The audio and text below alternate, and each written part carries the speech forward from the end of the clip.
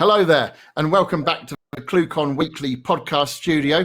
This week, I'm very excited to have Carsten Bock from Germany. And how are you doing today, Carsten?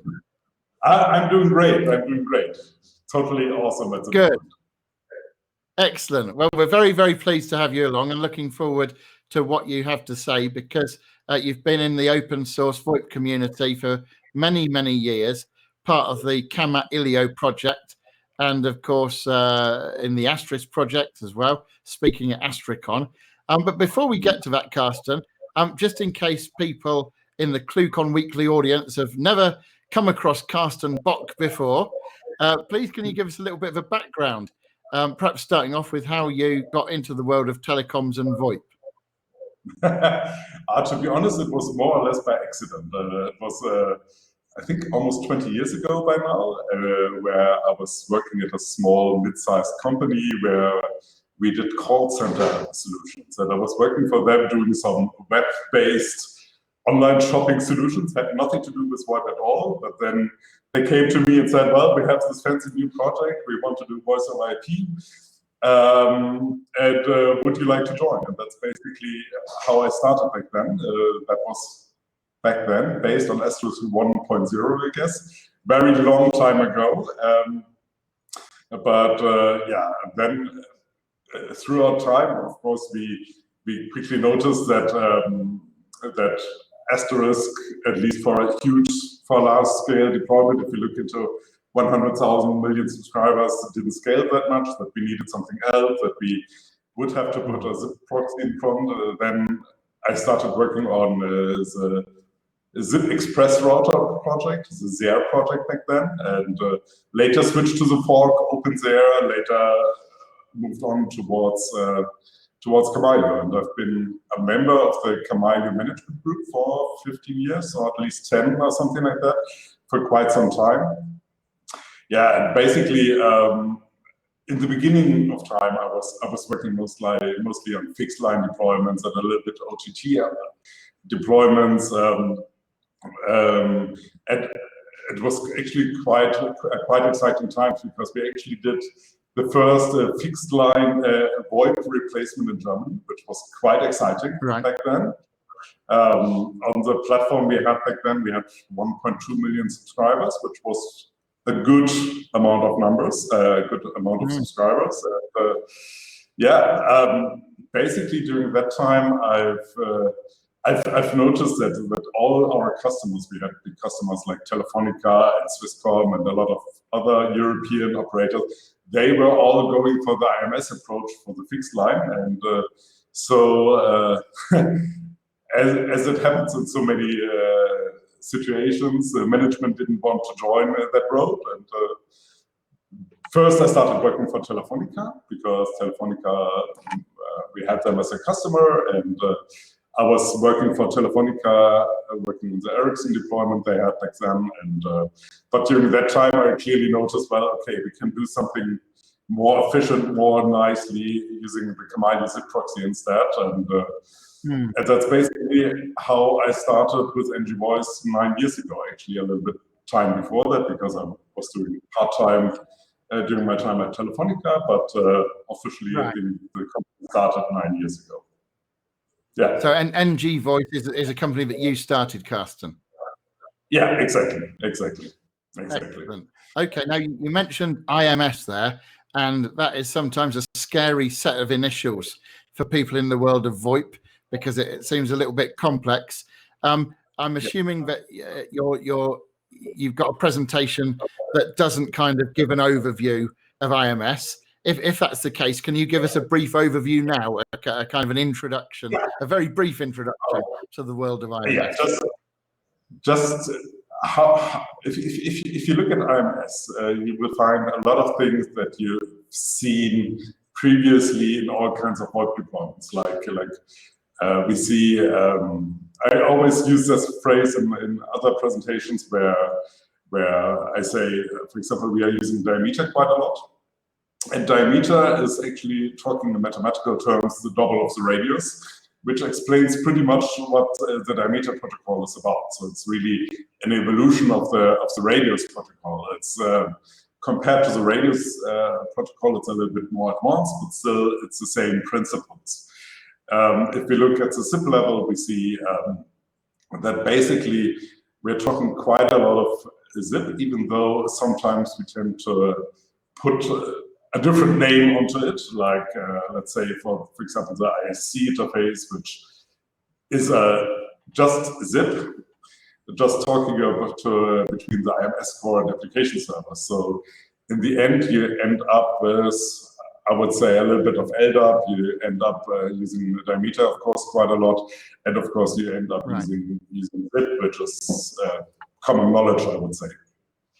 And then, of course, it's very much combined with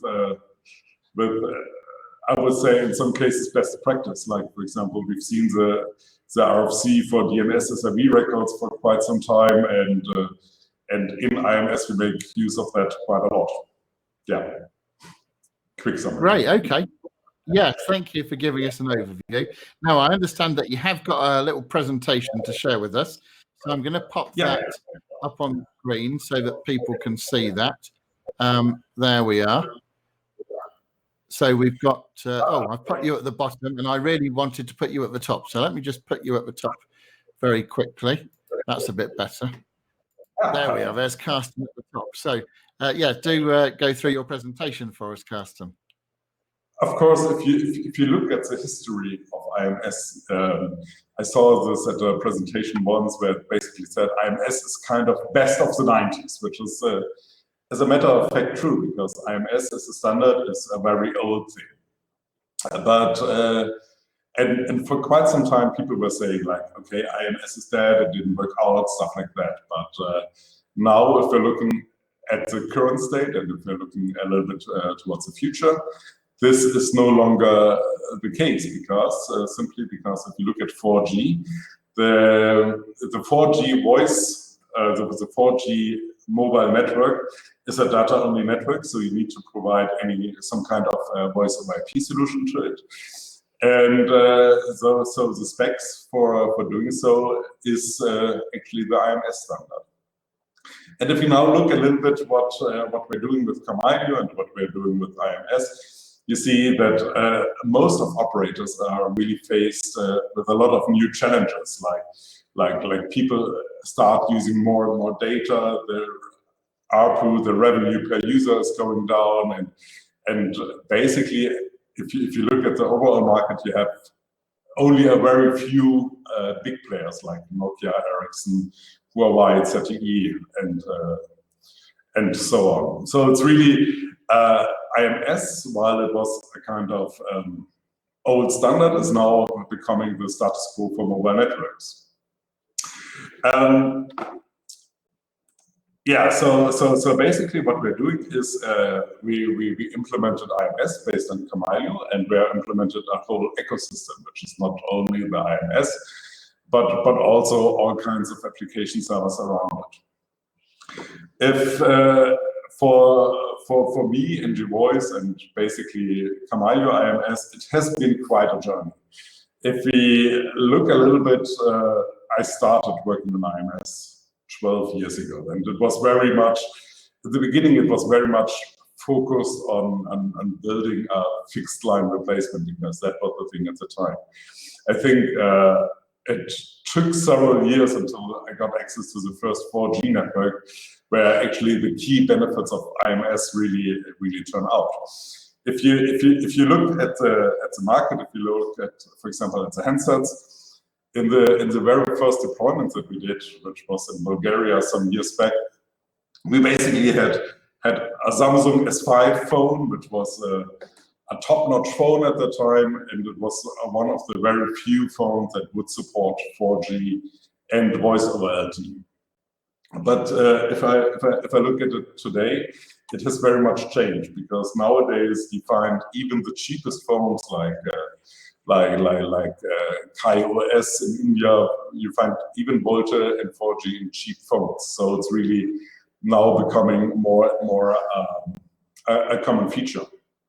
And basically, for me as a team who's been working on the IMS part in Kamailio, it has been quite a journey. In the beginning, it was very much challenging because initially I was talking to small operators and they were more like, yeah, it's not really a huge benefit for us to run a complete IMS. I totally got that, but now we have a huge team about working on it. We are now, while I was working with a small team of 2-3 people 2 years ago, and now we're at a number of 30, which is quite a story, I would say. Yeah, very much so, Carsten. That's amazing growth. I'm really excited about how things are going.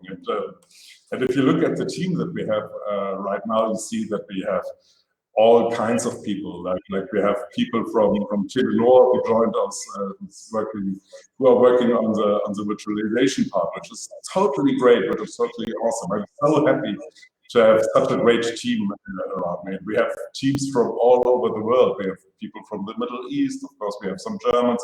We have people from India. We have basically, and also from all kinds of industries. We have people from who have been previous at Telenor. We have people who have been previously working at the Fraunhofer Institute.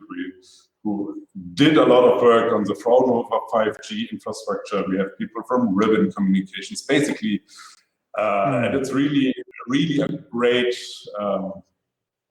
team to work with. I'm really happy for it. And yes, and let me ask you a quick question about that, please, Carsten. And that is, were all of these people before the COVID issue came along? Were all of these people working in the same office, or have you always been a distributed team? We were actually mostly all in the same office. We currently have 2 offices. We have one office in Berlin and one in Hamburg, but most of the people are currently working in Hamburg. But due to Corona, that radically changed, and it's really now we have people working in the Middle East for us. We have people working from Vienna from us. For us, it's really. We learned, I would say, the hard way due to Corona how to build a great remote team, which is also quite exciting and a good learning experience, I would say. Oh, okay, yeah. Thank you for sharing that part.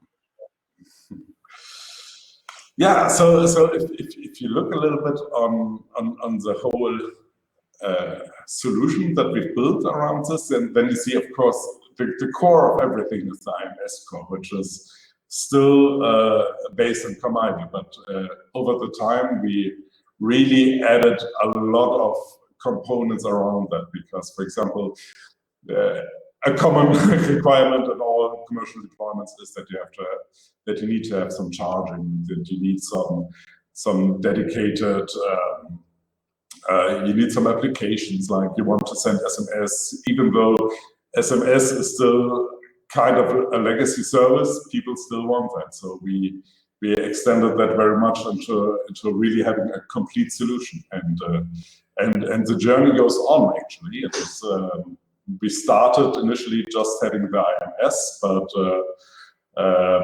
I could say by the end of the year we can provide a full network, not only the voice part but also the network part, which is kind of exciting, I would say. Yeah, but branching into the radio area must have been quite a challenge. Absolutely, and it's really we see if you look at the whole market, it's really amazing what's happening out there. If you look at the UK, if you look at other areas in the world, the US, you have the CBRS, where you have the public broadband service. In the UK, something similar happening right now. We have the discussion about something similar in Germany. So you see that a lot of things are actually really happening in this field. And it's really also with this whole discussion about Huawei. Of course, everybody is afraid of Huawei, and yeah, I don't know. I don't want to comment if it's right to be afraid of Huawei or not, but. It seems that everybody is afraid of Huawei, and that gives a huge opportunity for IMS and new upcoming 4G, 5G networks. And you see, for example, in UK, we have a whole movement bringing coverage to rural areas, like having like small villages are starting to deploy their own 4G, 5G network just because the big operators don't want to deploy their network there just for cost reasons. And in fact, on that very subject, I'm sure you're aware of what James Bodie and Telet Research have been doing and their recent publicity. I talk to them once a week, so they are running our IMS. Excellent. So Telet, the Telet solution has NG voice inside. Exactly. And we see the same. We see the development basically around the world everywhere, and it's really exciting for us, I would say. Yeah, and of course, the way it should be today, everything is running on Kubernetes, which itself was quite a challenge, to be honest, because if I look at Kubernetes and look at Docker Swarm and all the similar services, they are not really built from scratch to support real-time communications. I'm pretty sure you are aware of that, but we're getting there, and everything is by now running in Kubernetes, which is quite great, also in terms of deployment, because it really makes it easy for us to deploy our service, and it really becomes a huge benefit when it comes to scaling, because of course, if I talk to operators, and I talk to operators more than I want to sometimes, I would to say, then of course there are services that they don't want to see in the public cloud because of security concerns. But then there are other services like the whole media processing, which we can easily put into the public cloud, which is quite great and quite a huge benefit for all of us. I think if we it's not only about. Can I jump in and just ask you another quick question at this stage, please, Carsten? I notice you've got both Docker and Kubernetes as options. Was that something you decided to do, or did that come from customer pull, that you've got different customers who preferred different orchestration options? I have to admit that it actually was more a little bit like a few years back when I started with all this Docker and Docker Swarm stuff.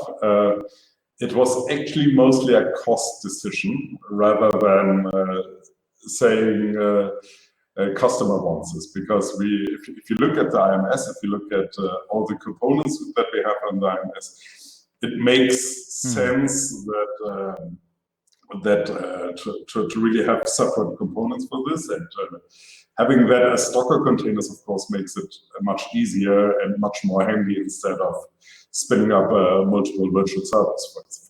And that's basically the history behind that. So initially it was purely cost driven, I would say.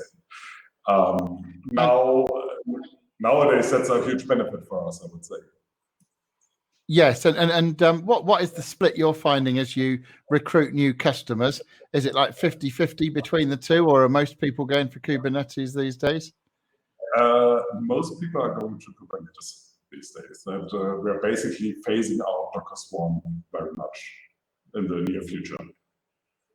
I think we're going to support Docker Swarm for another year or something like that, but by then we hope that everybody is running Kubernetes, and then that's the only option we will provide, I would say.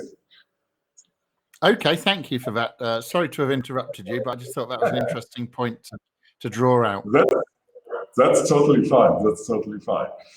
Yeah, and of course, if you look at the big picture, again, you see that we have a lot of components that and actually with all the network parts that we do, we actually initially we built a few of the applications. So it's really about the application part where we initially used Asterisk, and but later we actually switched to FreeSWITCH, and that's actually for some very basic reasons, I tend to say, because what we've noticed in Asterisk was initially that they did miss features like comfort noise,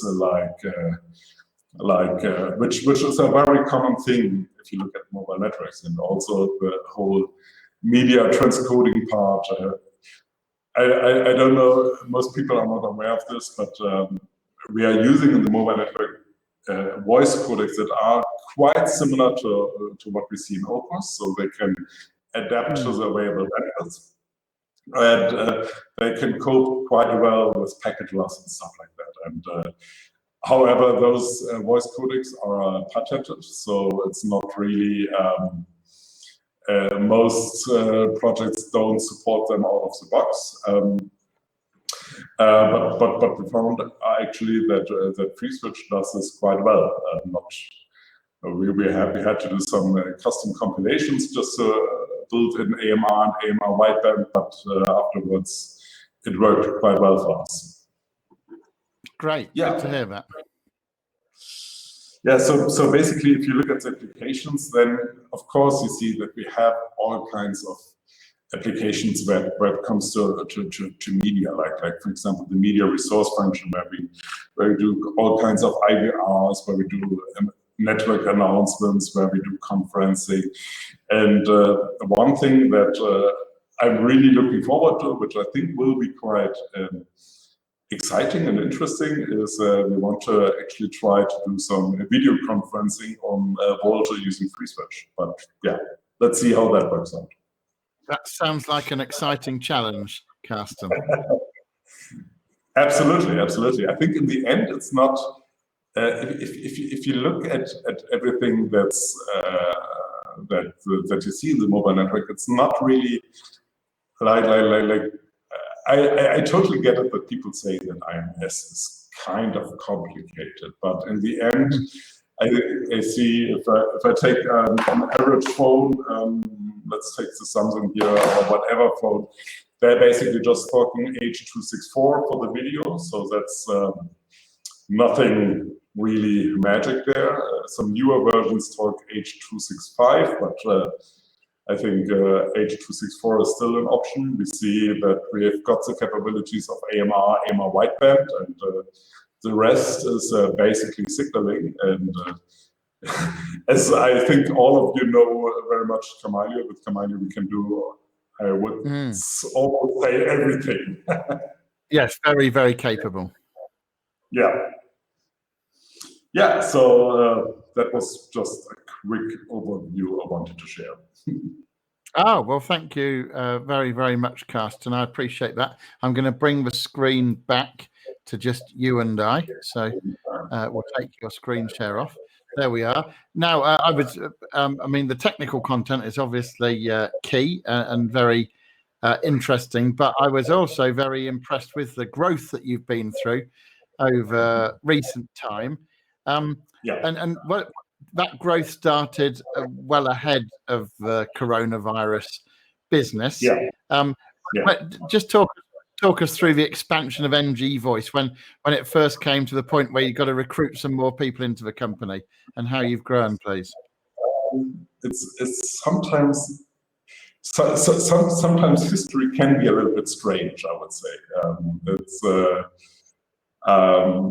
Most people don't know that, but I'm a part-time farmer and I have some forest. You're a part-time farmer, Carsten. What? Yeah, exactly. And what is it you grow in your farms? Well, basically the farmland is rented away, but I do take care of the forest. Right. So I think some 2 years ago, the guy I usually sell my forest, my wood to in the forest, asked me if I would be interested in selling my forest, because obviously I live in Hamburg and not somewhere near my forest. So he asked if I would be interested in that, and I told him, well, no, but if I would sell my forest, then I would definitely invest that into my company. And that's basically how the whole discussion started. Then he asked a few friends of his, and And he brought some other investment people on board who thought, well, okay, this is quite interesting what you're doing, and we had a ton of discussions, and then. Let me ask you a quick question in that part. So you ended up sort of attracting some investing. How easy or hard was it to explain to potential investors what you're doing? Because it's, it's reasonably involved, isn't it? It's a little bit usually the experience that I did was the best use case, the best thing that you can do to present people what you're doing is to tell people, well, okay, take a phone, start making a phone call, and call your best buddy using a phone call, and then people will see, okay, we've got a lab network, so they see it's same NG voice network as a display, and then they can start make phone calls, and then they're like, wow, this is really working, and it's like, right. Yeah, it's a very, I think of course I'm not the business guy.